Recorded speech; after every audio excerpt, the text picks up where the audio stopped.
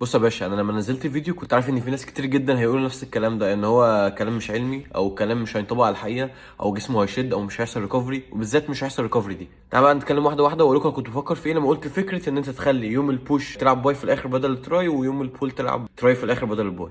اولا انا في الاول لما اتكلمت قلت يا جماعه الفيديو ده للناس اللي بيلعبوا بوش بول ليجز وعايزين يزودوا شغل الدراع، يعني انت الدراع عندك نقطه ضعف او شغل الدراع في البوش بول ليجز قليل بالنسبه لك وعايز تزوده. فمعنى كده لو انت واحد بتلعب بوش بول ليجز واصلا السبريد بالنسبه لك كويسه او دراعك كويس او حاسس ان انت بتاخد شغل كفايه في الدراع، يبقى انت يعني فيديو مش ليك اصلا.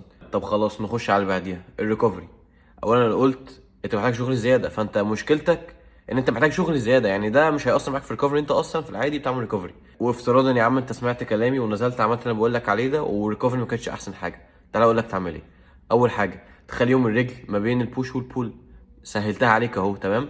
دلوقتي هتقول لي طب انا بعد البول عندي بوش يوم بعديها، ما احنا بنلعب 6 ايام في الاسبوع. هقول لك ماشي يا عم، لو لسه شادد خد يوم راحه، لو مش شادد العب عادي، بس سهله جدا. فانا لما اتكلمنا يا جماعه على السبليتس دي طريقه بتقسم بيها شغلك في الاسبوع، فما فرقش قسمت شغلك بالطريقه اللي بقولها او بالطريقه اللي انت عايزها او بالطريقه اللي غيرك عايزها، مش هتفرق انت قسمت شغل ازاي، المهم ان انت تعمل شغل وتعمل ريكفري منه.